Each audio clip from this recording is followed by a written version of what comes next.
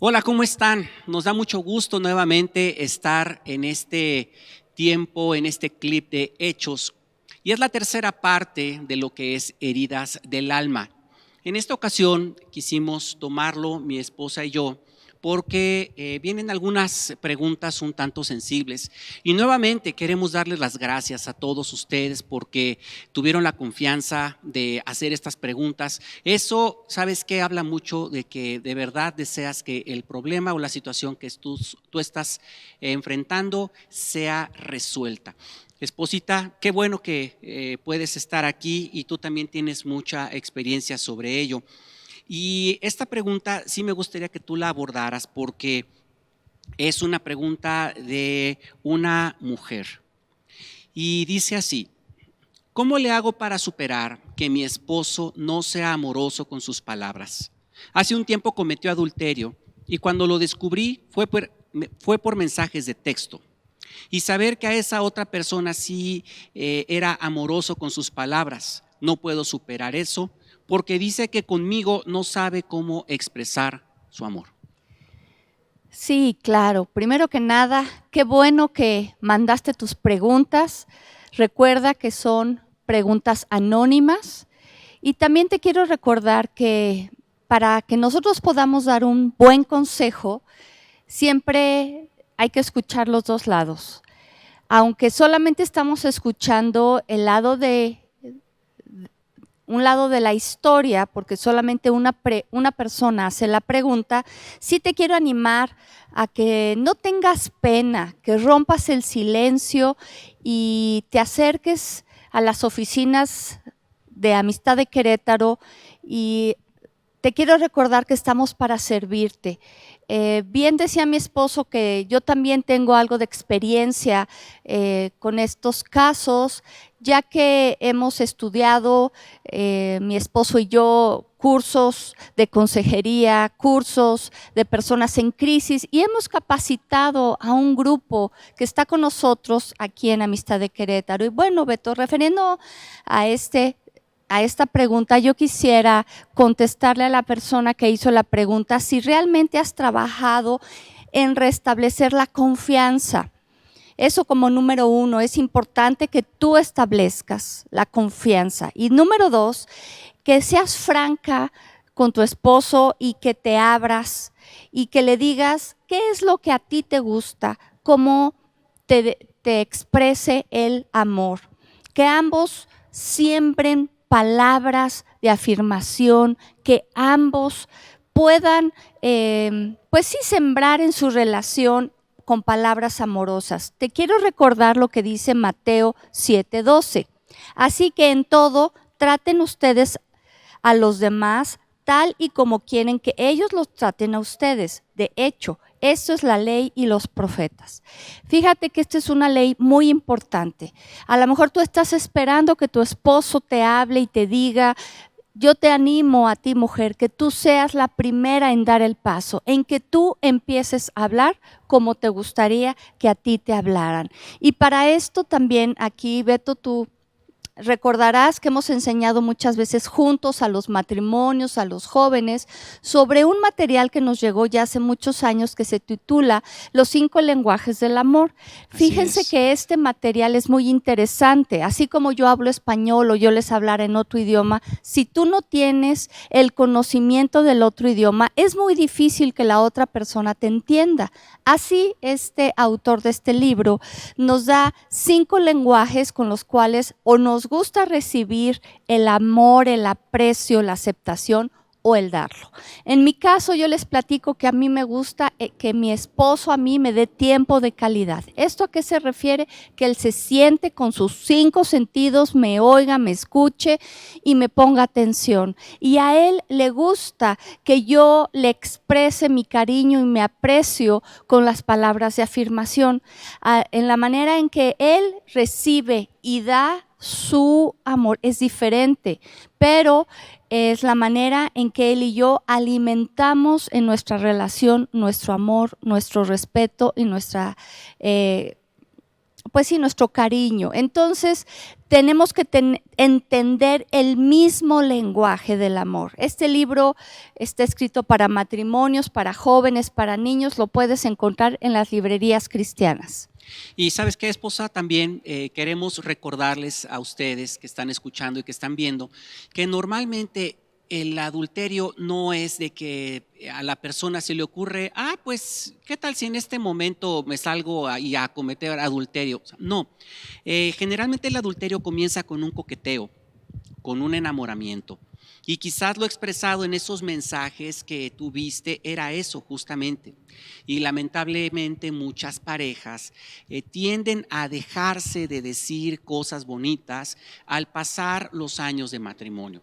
Tendemos a caer en una rutina y esas palabras con las cuales nos enamoramos y que, como decíamos, bajamos el cielo y la luna y las estrellas, esas palabras ya dejan de decirse.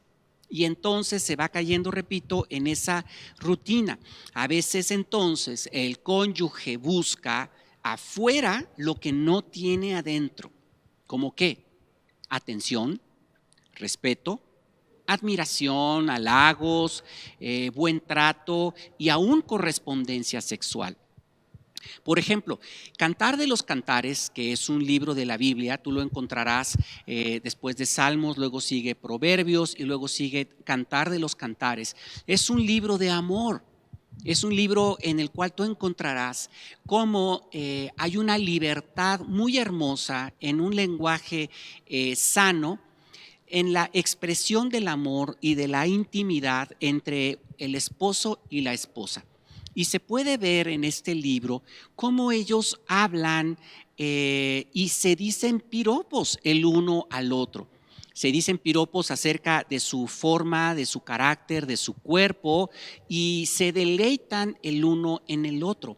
Y esto es lo que nosotros debiéramos recordar, que en el matrimonio debe existir esa libertad para poder expresar abiertamente halagos y no escatimarlos. Muchas veces es lo que se va perdiendo en el matrimonio. Y lo quiero reforzar con esta cita de 1 de Corintios 7:5 que dice, no se nieguen el uno al otro. Me voy a quedar ahorita en este momento. No se nieguen halagos. Yo sé que está hablando en el contexto físico sexual, pero no se nieguen halagos, no se nieguen regalos, no se nieguen palabras bonitas, palabras de afirmación, no se nieguen palabras mediante las cuales puedas edificar a tu cónyuge. Yo no puedo esperar cosechar en mi esposa aquello que no he sembrado. Si yo la maltrato con mis palabras, si yo tengo o soy indiferente con ella, no puedo esperar que ella me responda con palabras amorosas y con atenciones. Eso es algo que nosotros tenemos que recordar. Bien. Ok, Beto, gracias. Fíjense que también nos llegó otra pregunta muy interesante. ¿Por qué mi cónyuge no puede expresar lo que siente conmigo, pero con otra persona sí? ¿Qué piensas de esto, Beto? Bueno, las razones pueden ser diversas. Pudiera ser que no se siente con libertad de expresar sus emociones contigo, ya que se puede sentir juzgado o juzgada, rechazado, ignorado o que te burles de ello. Si yo le dijera a mi esposa algún piropo, alguna palabra bonita y ella se burla de mis palabras, entonces eso a mí me va a cohibir la siguiente vez para yo poder expresar libremente mis palabras hacia ella o mis halagos hacia ella. Entonces, si yo me siento de esa manera, pues entonces probablemente, repito, eso yo lo vaya perdiendo. O quizás no se ha sentido correspondido a sus expresiones de amor. Es decir, lo dice una vez, lo dice dos veces y no hay correspondencia, entonces ha dejado de hacerlo. Y otra vez, lo comento, yo no puedo esperar cosechar en mi esposa algo que yo mismo no he sembrado. Y nuevamente lo digo, debe procurarse una comunicación abierta entre ambos para que puedan expresar sus necesidades de afecto. En particular, yo creo que tú pudieras o tendrías que decir que tú necesitas esas mismas expresiones de amor. Es decir, que a veces pensamos, es que la otra persona debiera saber. Pues ya nos damos cuenta por esta pregunta que no lo sabe. Entonces tienes que ser enfático y decirle, necesito que me expreses tu amor de esta manera. Otra posibilidad, por eso dije que pueden ser causas diversas. Otra posibilidad es que quizás sienta resentimiento hacia ti por alguna herida. Y Beto, ¿qué piensas de las palabras hirientes y a veces indiferencia y tratos o maltratos de las parejas? Es otra pregunta, pero yo creo que vale la pena unirlo por lo que estás diciendo, ¿no? Exactamente, sí, esto va unido porque cuando hay resentimientos, generalmente el resentimiento, repito lo que dije de la pregunta pasada, viene debido a alguna herida. Ahora, una persona lastimada generalmente lastima a otros. Acuérdate de esta frase, es muy sencillo de recordar. Una persona lastimada generalmente lastima a otros.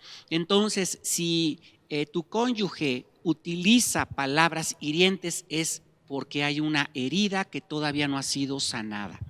Entonces, hay que preguntarle a tu cónyuge si lo lastimaste en algo.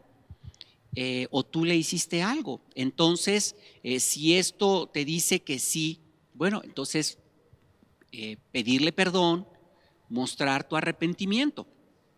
Fíjate, esposa, creo que no me dejarás mentir, que lamentablemente los hombres somos más propensos a no expresar nuestras emociones y no expresar cuando algo no nos parece.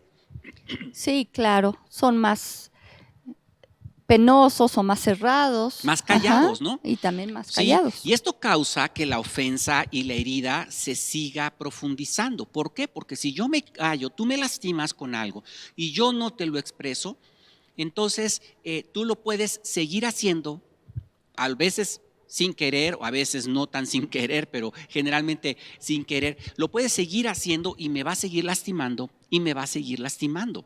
Por eso los hombres debemos procurar también externar nuestras emociones. Yo sé que quizás fuimos educados para no llores y aguántate y tú eres niño y tienes que ser macho y tienes que ser fuerte, y entonces eso nos ha cohibido a los hombres a veces a expresar con libertad, me sentí lastimado. Así que fíjate lo que dice la Escritura, dijo nuestro Señor Jesucristo en Mateo 5:23. Por lo tanto, si estás presentando tu ofrenda en el altar y ahí te acuerdas que tu hermano tiene algo contra ti, deja ahí tu ofrenda delante del altar, ve primero y reconcíliate con tu hermano, luego vuelve y presenta tu ofrenda. Mira, algo que sucede normalmente es que, bueno, pues yo no estoy ofendido, pues yo duermo bien. Pero aquí claramente dice, si tú sabes que tu hermano tiene algo contra ti, entonces tú ya estás notando en este caso particular, estás notando que tu esposo, tu cónyuge te está hiriendo con sus palabras. Ahora ya te estoy diciendo, generalmente esto viene de una herida, probablemente fuiste tú. Entonces, va a ser más sencillo que tú rompas el silencio, porque tú te sientes bien, pero tu esposo probablemente está herido. Entonces va a ser más sencillo que tú rompas en ese sentido el silencio y le digas, ¿te hice algo? ¿Hablé algo o dije algo o hice algo que te lastimara? Por favor, dímelo, porque no lo quiero volver a hacer. Entonces tú estás dando oportunidad para que la otra persona pueda expresar en ese momento su sentir. Por eso dice el versículo 24, deja tu ofrenda ahí delante del altar. Ve primero y reconcíliate con tu hermano. Luego vuelve y presenta tu ofrenda. Así es, Beto. Entonces, bueno, creo que es muy claro lo que Beto nos está diciendo y bueno, vamos a tratar de que otra vez, que el consejo pues solamente es de un lado. Es importante que tú vengas y poder tener las dos versiones. Así es. Bueno, esposita, me gustaría que tú respondieras primero esta pregunta. Dice, en la familia la mayoría somos cristianos. Mi pregunta es, ¿cómo mantener la tranquilidad o la buena relación con mis cuñados cuando a veces no me gusta el trato que le dan a su hermano menor, que es mi esposo? Ay, Beto, me hace recordar un poquito a tu familia. A tu esposo, me gustaría preguntarle a esta mujer, ¿a tu esposo le molesta ese trato que le dan? ¿O es la manera en que todos se llevan? Quiero decirte que Beto es el más pequeño de su casa y haz de cuenta que tú estás contando la historia de su casa. Pero ellos así se llevan. Por eso es importante que tú reflexiones. ¿Te molesta a ti cómo tratan a tu esposo o le molesta a tu esposo? Porque puede ser cultural de la familia. Así es que, bueno, yo lo que te animaría es que si es a tu esposo el que le molesta y son sus hermanos, yo creo que él es el que tiene que intervenir y decir. Porque no creo que tú vayas a quedar muy bien si tú te pones a defender a tu esposo. Hay que entender a las familias que eso fue lo que yo hice con Beto. Parte del amor es el respeto y el aceptar cómo son las familias. Por supuesto que mi familia no, entre mis hermanos y yo, no nos llevamos así como se lleva Beto, pero yo participo y me río cuando ellos se llevan así, porque he entendido y he respetado que así es su familia. Pero no son ofensas, sino es una manera de reírse de la vida, es una manera de mostrar gusto que se ven, pero tendrías que contestar la pregunta, ¿le molesta a él o te molesta a ti? Si te molesta a ti, aprende a respetar que ellos son así. Si le molesta a tu esposo, tendría él que resolver eso. Así es, sí, bueno, ahondando un poco en lo que comentas, sí es divertido. Yo tengo una reunión con mis 4 hermanos cada 15 días. Y bueno, pues procuramos estar el matrimonio. Chayo está conmigo y mis hermanos están con sus esposos y esposas también. Y la verdad es que nos reímos muchísimo y nos reímos del otro, ¿verdad? Claro, Entonces, pero es su manera. Pero al final después oramos juntos y nos bendecimos y que te vaya bien, te quiero mucho. Aún nosotros como hermanos decimos te quiero mucho, que me dio mucho gusto verte y saber que estás bien. O sea, no solamente hablamos así en broma, sino también somos en ese sentido expresivos de su cariño y de su aprecio. Así es. Y queda también, Beto, de recordar que los 5 lenguajes del amor, ellos así les enseñaron a expresar su cariño y su aprecio. A mí de otra manera. Esposita, fíjate que como han traído más preguntas, me gustaría que abordáramos otra sesión y la volvemos a abordar tú y Claro, yo. ¿Estás de acuerdo? Con mucho gusto, sí. Porque no nos va a dar tiempo de terminar de ver estas preguntas y tampoco queremos ser demasiado parcos con nuestras palabras y dejar muchas cosas al aire. Entendemos que son temas, como acaba de mencionar mi esposa, que lo ideal sería que se trataran en el ámbito matrimonial. Sin embargo, bueno, aprovechamos este tiempo y quizás las respuestas te puedan servir a ti. Pero quisiera abordar una última pregunta. Claro que sí, Beto. Entonces, la pregunta es esta. ¿Debo seguir orando por mi matrimonio a pesar de que no veo ningún cambio? Y por el contrario, hay más distanciamiento e indiferencia por parte de mi esposo. Híjole, está difícil esto. Pues fíjate, Beto, que hay que recurrir a la palabra, hay que recurrir al consejo de Dios, y esto me hace pensar en 1 Corintios 7, te voy a leer del 13 al 16. Y si una mujer tiene un esposo que no es creyente y él consiente en vivir con ella, que no se divorcie de él.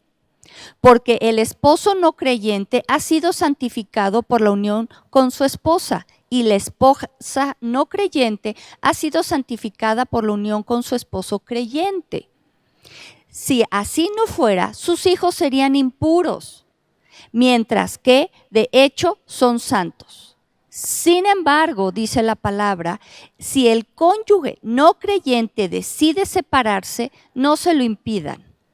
En tales circunstancias, el cónyuge creyente queda sin obligación. Dios nos ha llamado a vivir en paz. ¿Cómo sabes tú, mujer? Dice la Escritura, ¿si acaso salvarás a tu esposo? ¿O ¿cómo sabes tú, hombre, si acaso salvarás a tu esposa? Yo te animo a que sigas orando por él.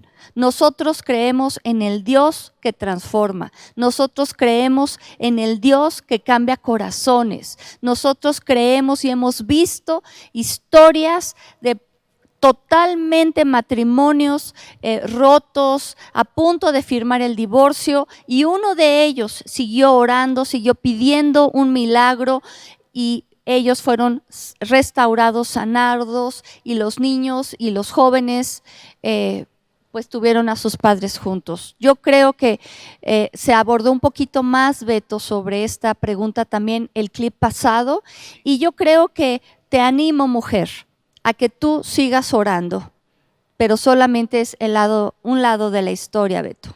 Sí, fíjate que ahorita yo estoy recordando con esto un versículo de la Escritura que dice: no te canses de hacer el bien, porque a su tiempo cosecharás si no desmayas. Acuérdate esto, no te canses de hacer el bien. Tu matrimonio es extremadamente valioso, no solamente para ti, para tus hijos. Hay otras preguntas de los hijos. Más adelante vamos a ver cómo supero yo como hijo, cómo supero el divorcio de mis padres. O sea, los hijos se lastiman muchísimo con el divorcio de los padres. Entonces, tu matrimonio es sumamente valioso para Dios. Entonces, no te canses. Y aquí quisiera abordar un poco algo de lo que yo ya había comentado en otro clip, de hacer el bien.